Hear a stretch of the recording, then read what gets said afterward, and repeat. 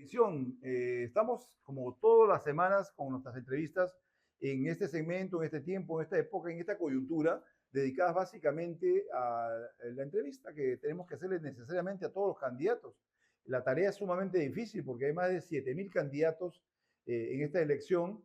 La verdad que una perversión de la política, tener que tratar de meterse en la cabeza las propuestas de todos ellos, pero vamos a hacer un esfuerzo por traer acá a los más significativos, a los que tienen mejores propuestas, porque en realidad no habría tiempo para hacerlo con todos. Ya ustedes saben que este programa básicamente no busca hurgar en la vida personal de los candidatos, tampoco busca que entrar en la parte morbosa de la política, sino vamos a ir directamente a las propuestas. Gracias a Dios, este viejo de 65 años, ya es muy difícil que un candidato le meta el dedo a la boca, como suele suceder en otras elecciones, cuando vienen candidatos a ofrecer el oro y el moro, a contar historias maravillosas y a proponer cosas que jamás van a poder cumplir y que muchas veces tampoco quieren jugársela para cumplirlas. De manera que el esfuerzo que estamos haciendo hoy en día es para que ustedes tengan de primera mano la información de cada uno de ellos y finalmente decidan cómo debería ser esta elección. El día de hoy tenemos, en nuestra segunda entrevista, tenemos a Natalie Vega, que va con el número 3 de Ahora Nación, ¿no? Cuyos temas especializados son el de seguridad ciudadana y la autonomía económica de la mujer. Es la plataforma que el día de hoy va a contarnos, va a explicarnos y va a proponernos. Y bueno, le damos la bienvenida a Natalie. Qué gusto de... ¿Es Natalie o Natalie? Natalie. Natalie, correcto. Natalie, cuéntame cuál es la motivación que te lleva a hacer política. Porque me has contado que tú eres política desde muy joven, ¿no? Sí. Humberto, primero que nada, agradecer a tu equipo, a tu persona por este espacio que nos puedes brindar a todos los candidatos. Como ya lo habías mencionado, son 7.000 candidatos. Gran trabajo. Incursiono dentro de la política desde mi adolescencia prácticamente, a través de programas escolares, proyectos pilotos que se desarrollaban en mi comunidad Villa Los Reyes, en el Colegio Técnico de Villa Los Reyes, Ventanilla. Quizás en algún momento tengas la oportunidad de ir a visitarlo. Hemos podido liderar y trabajar también con la comunidad en conjunto y así en el Callao, ¿no? Digamos, este proyecto se desarrolló a nivel de todo el Callao. Por ello, prácticamente desde los 19 años he venido trabajando en la política ya de por sí y más de 10 años en política. ¿Qué me motiva? El clamor de la sociedad. Digamos, la falta de oportunidades para el sector joven, del niño, niña y adolescente. Tienen derechos, pero lastimosamente dentro de las leyes que hay en nuestro país no complementan el desarrollo de este sector de la población, ¿no? En mi entender, y creo que también en el entender de muchos chalacos y de todo el Perú. Tú estás postulando por el partido que lleva a la cabeza a el señor que fue rector de la UNI, López Chau, ¿no? Ex rector de la UNI, Alfonso López Chau. Alfonso Sí, López Humberto, Chau. sí. Bueno, él es chalaco como yo y como tú también. Así es. Entonces, pero hay mucha gente que le ha hecho ciertas imputaciones de estar demasiado pegado a la izquierda radical en el Perú. ¿Por qué no me explicas un poquito eso? O si es una percepción equivocada de mucha gente. Mira, tú eres político, también al igual que yo, y sabemos muy bien que en cada contienda electoral, cuando ya, digamos, las plataformas o la sociedad se empieza a calentar, empiezan a sacar mucho material, mucha información, incluso incierta, porque en las redes sociales muchos de los medios de información venden realmente lo que quieren hacer ver al público y a la sociedad, ¿no? En este caso, el doctor Alfonso López Chau, ex rector de la UNI, del barrio obrero frigorífico del Callao. Frente a Colongo. Sí, exacto. Como chalaco, es un orgullo para mí representar y apoyar e impulsar la campaña presidencial del doctor, ya que al igual que yo, sabe la necesidad que existe en el Callao, ha estudiado en la Universidad del Callao, economista, y ha sido altruista de poder llegar a ser rector de la Universidad de Ingeniería del Perú, ¿no? En este caso, sobre las polémicas que se ha despertado dentro de los medios, digamos que como joven, yo te podría decir, cuando yo no he tenido la oportunidad de poder ir a una academia a estudiar, fui al Antenor Orrego, en la Casa del Apra, porque era más económico. Pero como joven de 17 años, no sabía realmente el tema de la política, ¿no? Si era, digamos, si era de izquierda, si era de derecha, como muchos jóvenes en el país, vas a ciegas. Ujú. Y él lo dice prácticamente, era muy joven, a mis 16 años, que milito en el APRA.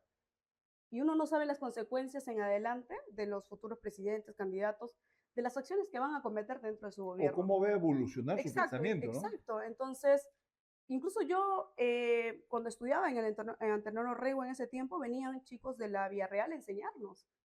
Y no sabía, yo pensaba, ellos son buenos, vienen a enseñarme, a nutrirme de conocimientos, la academia me enseñaba muy bien.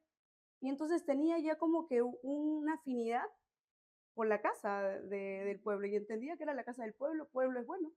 Entonces quería también militar en el APRA. Ya. Y creo que también el sentido de Alfonso López Chau iba por ahí. Y él lo dijo, ¿no?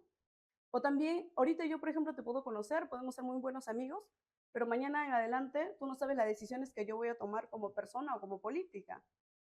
Y ahorita te puedo dar todo mi apoyo y respaldo porque somos amigos. Lo mismo pasó, digamos, para Alfonso, ¿no? Para el doctor, en este caso.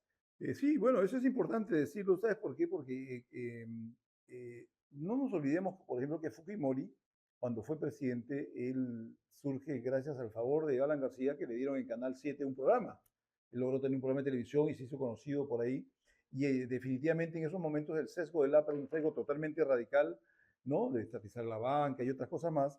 Pero Fujimori, en el momento que tuvo que sentarse en el sillón de Pizarro, fue capaz de tomar decisiones que fueron contrarias a lo que podría decirse que era su línea de formación política. La vida nos va dando caminos diferentes a Sí, través del así tiempo y es. no sabemos, finalmente, es como le pasó a Cristóbal Colón, ¿no? Cristóbal Colón quería llegar a las Indias Occidentales y terminó llegando a este nuevo continente para ellos, ¿no? Así, Entonces, la política es así, ¿no? Es muy impredecible.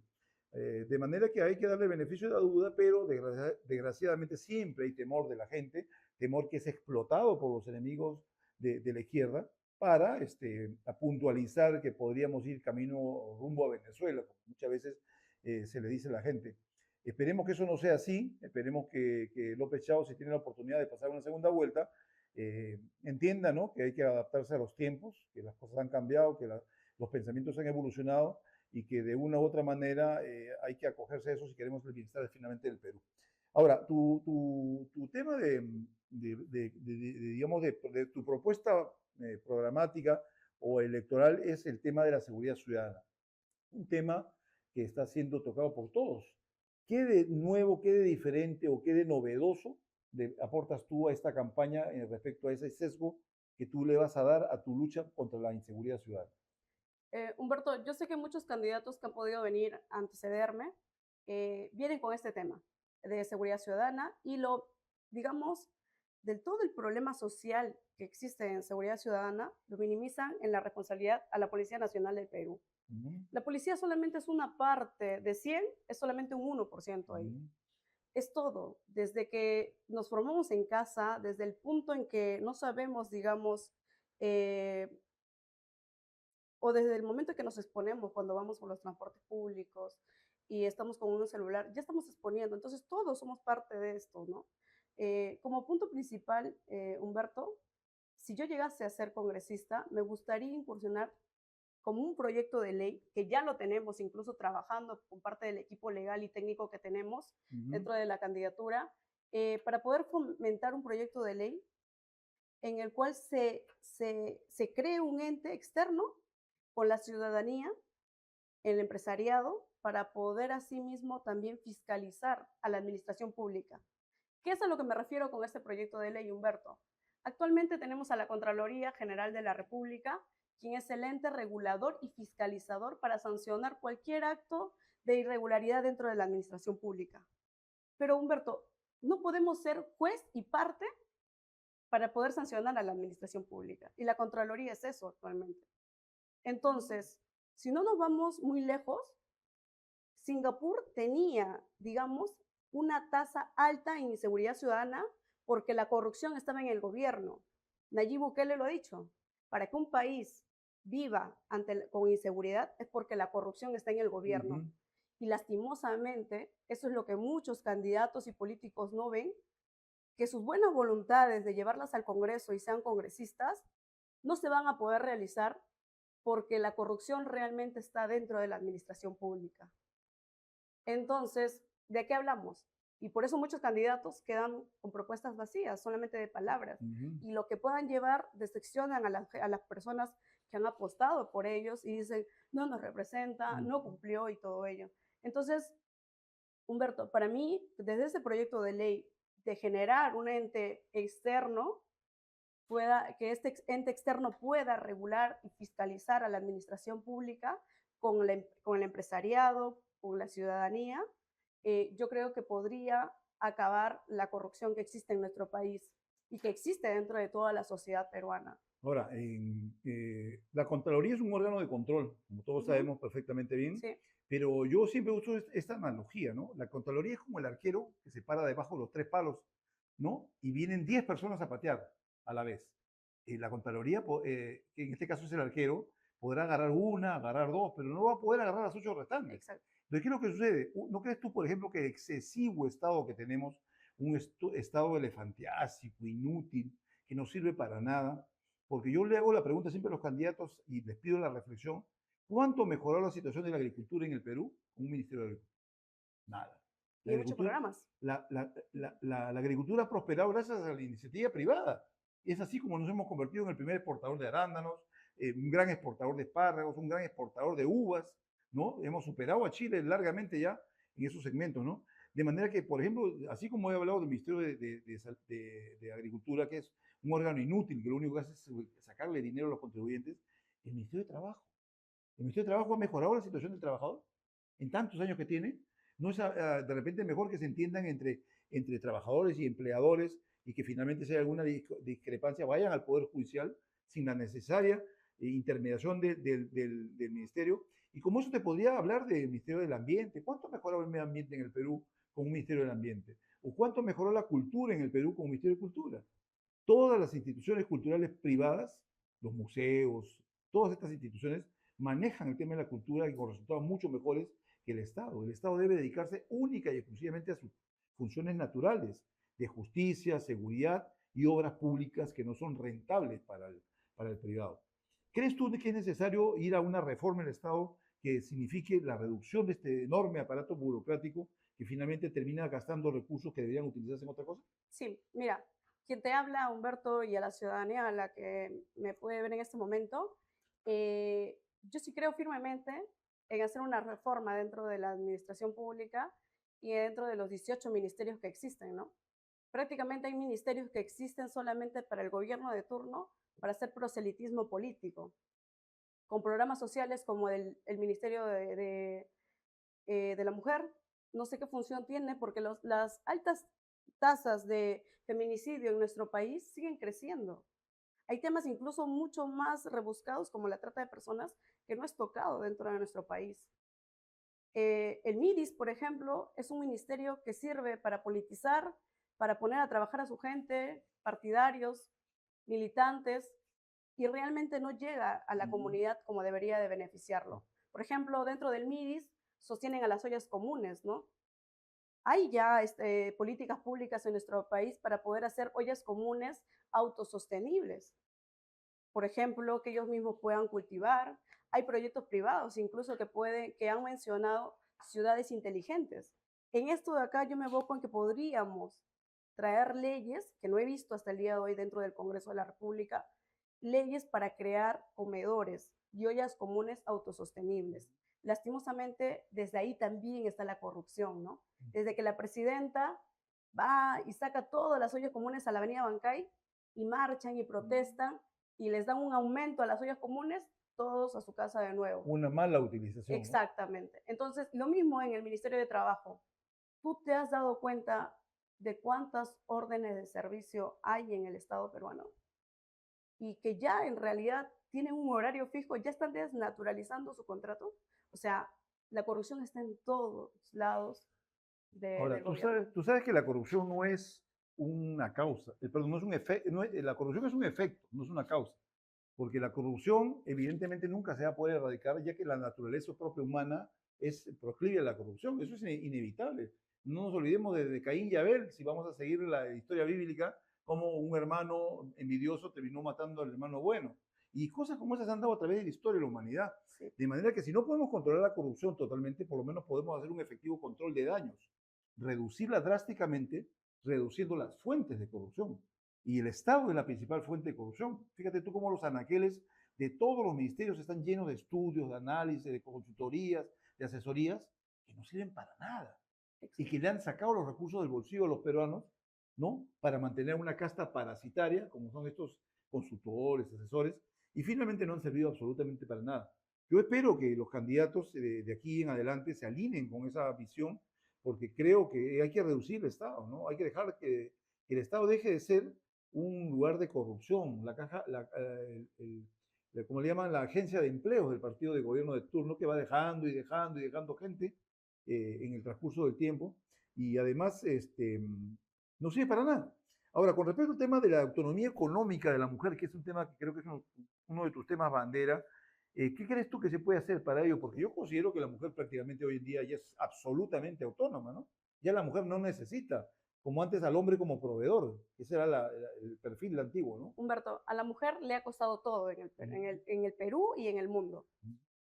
Ha tenido que luchar sus derechos, cosa que el hombre siempre lo ha tenido.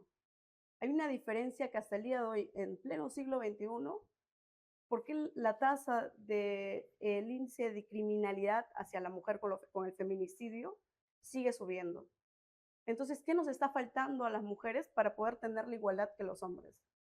Muchos de los casos, digamos, enfoquémonos en esa ama de casa que lastimosamente no es independiente económicamente y tiene que estar bajo merced del verdugo que la alimenta, que le da un techo, que le paga los servicios. Y esta mujer no tiene, digamos, el conocimiento para poder ser libre y autónoma y independientemente económica, ¿no? Y poder salir de las manos de su verdugo. Entonces, dentro de este proyecto de ley que nosotros estaríamos con mi equipo realizando en bienestar de la población chalaca, ya que es importante mencionar que según el último censo en el INEI, son más mujeres que hombres en el Callao. Se te podría decir hasta un 70% de mujeres eh, en el Callao.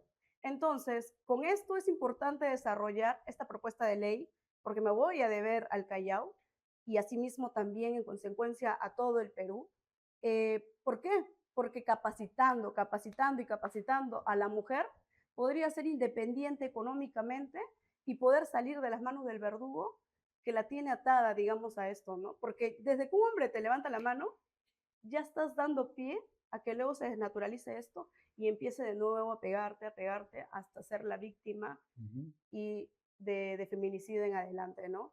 Yo parto desde ese punto de que las mujeres nos falta todavía conquistar más derechos de igualdad ante el Perú y el mundo, ¿no? Ahora, yo entiendo este mensaje que tú quieres dar, pero ¿no crees tú que no es muy bueno para la causa feminista? No te olvides que el feminismo fue una corriente social, política, que no necesariamente se generó desde la izquierda. Fue una monja francesa o americana, no me acuerdo, fue la primera feminista del mundo. Y yo a veces me cuesta un poco de trabajo entender ese mensaje que algunos que defienden el feminismo dan en el sentido de la victimización de la mujer, ¿no? Es cierto, evidentemente, en una pelea física entre un hombre y una mujer, el hombre tiene todas las de ganar, eso no se puede evitar, pero también es cierto que los trabajos más pesados en la sociedad siempre los hace el hombre, físicamente hablando, ¿no? ¿Quién es el que carga las bolsas cuando uno viene del mercado? ¿Quién es el que recoge la basura en las madrugadas en los camiones de recolección de basura? ¿Quién es el que hace los trabajos de albañilería? ¿Quién es el que va a la guerra, por lo general, a enfrentar los peligros de un país? Entonces, yo creo que ese mensaje hay que digamos, adecuarlo a la actualidad. Hoy en día, fíjate, yo acabo de hacer una lista de 2, 4, 6, 8, 10 mujeres que han logrado un éxito increíble. La señora Lagarde, que era presidenta del Fondo Monetario Internacional, una francesa. La señora Bachelet fue presidente de Chile. La señora Indira Gandhi fue primer ministra en la India, un país, fíjate tú, tan machista, ¿no? Golda Meir hace muchísimos años fue primer ministra de Israel, ¿no? Tenemos a Patti Chirinos en el Callao, sin ir muy lejos, no nos vayamos demasiado lejos. Tenemos a Dina Boluarte, a Nadine, que era la que, que manejaba cosito del gobierno, ¿no?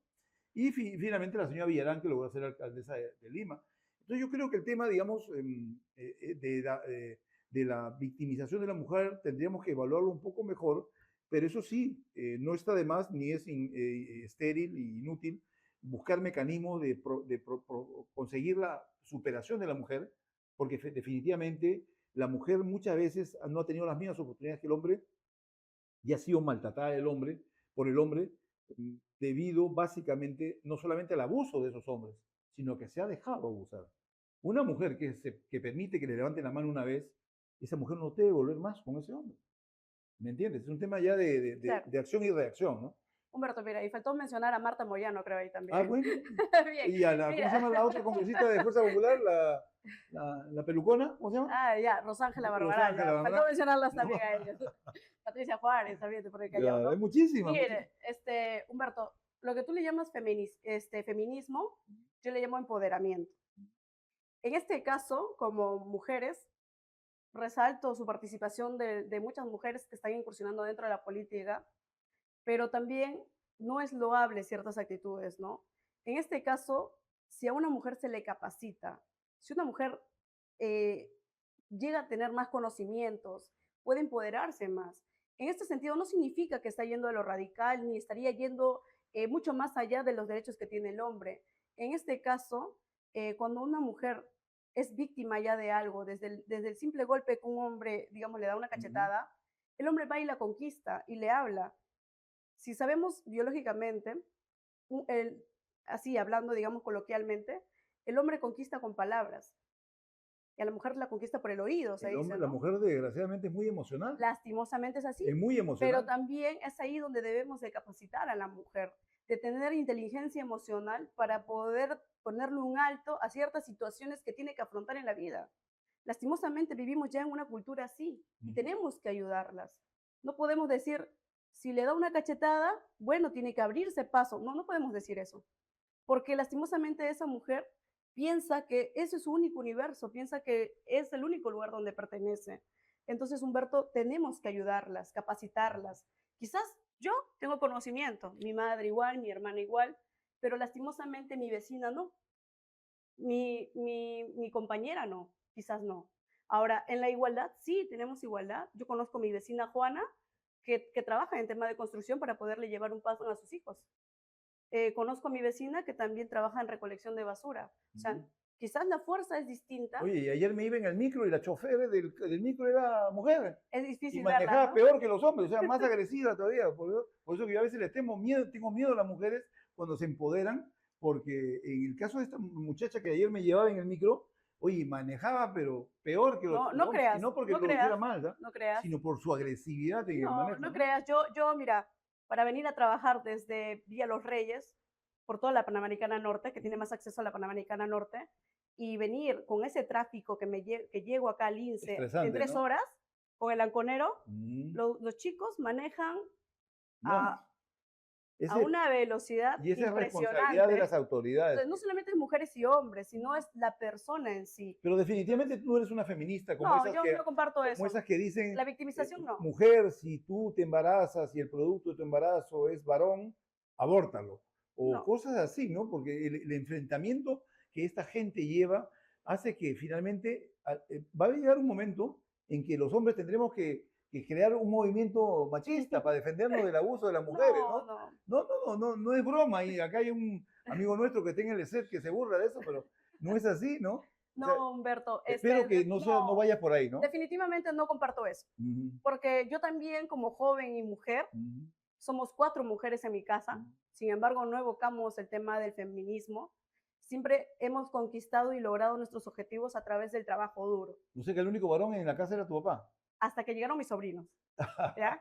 Pero mi padre nos ha tratado siempre Con mucho con respeto. mucho respeto, ha jugado con nosotras, nos ha enseñado el amor de tener un amigo más en casa, al igual que mi madre, ¿no? A pesar de que en mi casa existe el matriarcado, Mm. porque mi madre siempre nos ha guiado bajo también sus principios y mi padre también. Entonces nosotros vamos por ese lado. No, no comparto el Qué feminismo, bueno, ¿ah? pero también lo respeto, Qué ¿no? bueno, porque Respeto también yo de eso. verdad que yo soy, no sé si tú conoces la existencia de estos jóvenes que en Argentina hacen una campaña muy fuerte de lucha contra las feministas, estas radicales, está de Manuel Danán, Agustín Laje, Nicolás Márquez. que son unos grandes debaten muy bien y también cuando, digamos, el lobby LGTBI pretende también imponer sus criterios en la vida de los demás, ¿no? Yo te felicito porque yo creo que es muy importante que la gente sepa ubicarse en el justo medio, ¿no? Ni irse demasiado a un lado ni demasiado al otro, hasta que finalmente tienen que tomar una decisión y evidentemente tú tienes que tomar por la derecha o la izquierda. No me refiero a corrientes políticas, sino habiendo dos caminos, tú tienes que tomar una decisión, ¿no? Como te digo, la independencia económica de la mujer, la autonomía económica de la mujer, este proyecto en sí recogería lo que sería la capacitación a la mujer. Uh -huh. Como proyecto piloto empezaríamos desde el Callao, como un proyecto de ley. Mira, fíjate que dentro de mi adolescencia, quien te habla liderado el proyecto DESNA. Siendo chalaco, podrías quizás indagar un poquito más en ello. La Defensoría Escolar del Niño, Niña y Adolescente fue el proyecto piloto, nació en el Colegio Técnico de Villa Los Reyes, donde es mi alma mater, donde yo he estudiado de primero a quinto, también me he formado técnicamente ahí. Ahí buscábamos con, digamos, la sociedad escolar más la comunidad, poder dar dignidad a los 10 derechos básicos del niño, niña y adolescente. Por ahí también salían casos de violencia, casos de violación sexual, casos de maltrato, diferentes puntos que la sociedad hoy en día lastimosamente tiene que afrontar desde la niñez. Creo que también desde ahí evocamos todos los problemas sociales que existen en nuestro país, trabajan en conjunto prácticamente. Entonces, ¿qué tan importante es capacitar a nuestra población? Humberto, desde ese punto... ¿Cuál sería tu mensaje final, tu reflexión? ¿Por qué la gente debe votar por Natalie? ¿Por qué deben votar por Natalie Vega? Con el número 3. Bien, mira, Ahora Nación nace de una lucha de jóvenes. Yo como joven y mujer me identifico con esta juventud que le abrió paso a nuestros hermanos, ¿no?, de Puno en la Universidad de Ingeniería.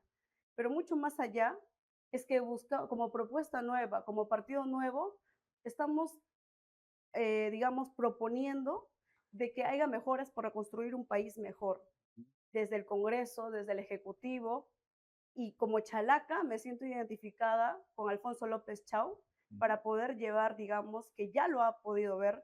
Él ha sido director del BCR, ha sido ex rector de la Universidad de Ingeniería, y asimismo también quien te habla ha tenido ya proyectos sociales en los que he luchado por la igualdad en la sociedad, ¿no? Desde diferentes sectores de la sociedad, del niño, niña y adolescente, también del hombre, de la mujer, y así un sinfín de proyectos que ya he trabajado.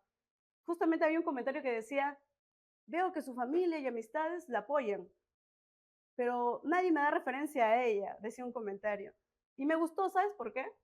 Porque justamente son tus familias y tus amistades los que deben dar fe por ti cuando vas a participar en la contienda política. Además, mayormente la gente el ser humano es muy egoísta, ¿no? Muy envidioso. Entonces, cuando ven a una persona brillante, una persona con capacidad, una persona con cierta capacidad de prosperar, buscan que aplastarlo, checarlo. Y como dice el dicho, pues el que no llora no mama. Así que si tú no cuentas tú qué cosa eres tú, cómo te autoconceptualizas y eres sincera, porque el televidente cuando te ve a través de la cámara sabe de qué estás hablando. Sabe si eres sincera, sabe si tienes algún tipo, digamos, de algo oculto, algo escondido. La gente se da cuenta, el lenguaje gestual, todo el mundo ha aprendido digamos, interpretarlo. Y finalmente, creo que lo que tú tienes que tener siempre presente, es un consejo de una persona mayor como yo, que ya tiene tantos años en esto, es la de no promover ningún tipo de programa social en donde... Te voy a contar un ejemplo, y ya termino, redondeo esta idea.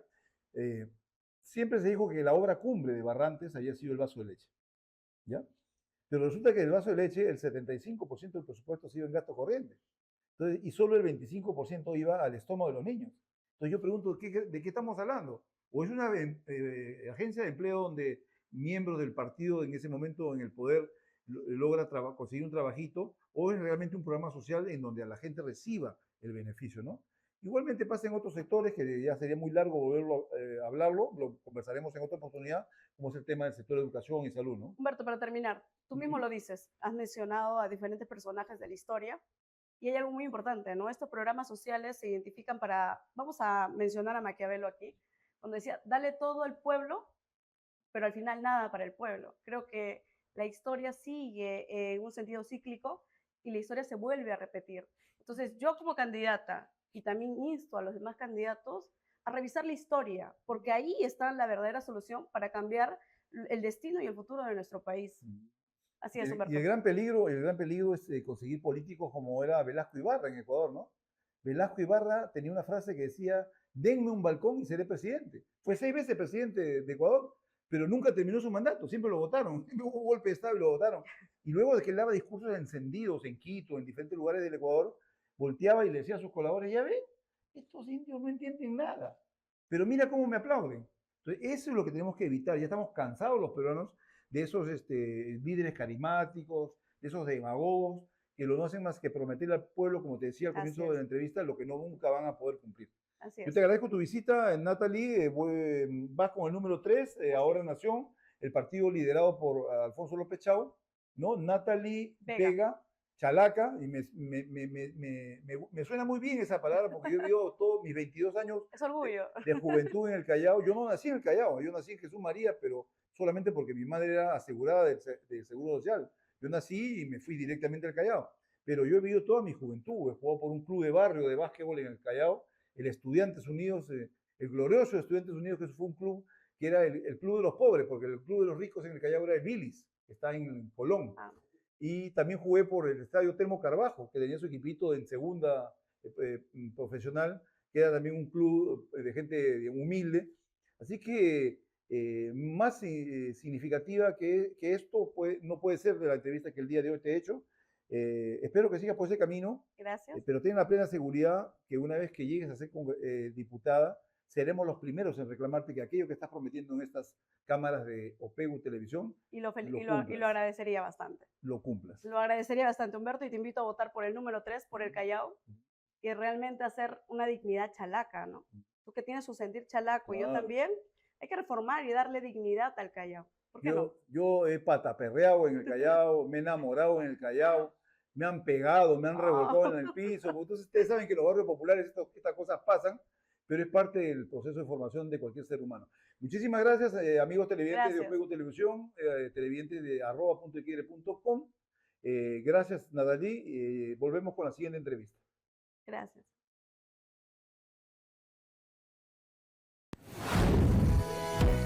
¿Buscas un auditorio con ubicación estratégica y todo listo para impactar? Acompáñanos. Estamos ubicados en Girón Lampa 1288, cercado de Lima, frente al Hotel Sheraton. Nuestro espacio profesional y versátil se adapta para conferencias y seminarios, certificaciones, talleres y capacitaciones, teatro, música, karate y más.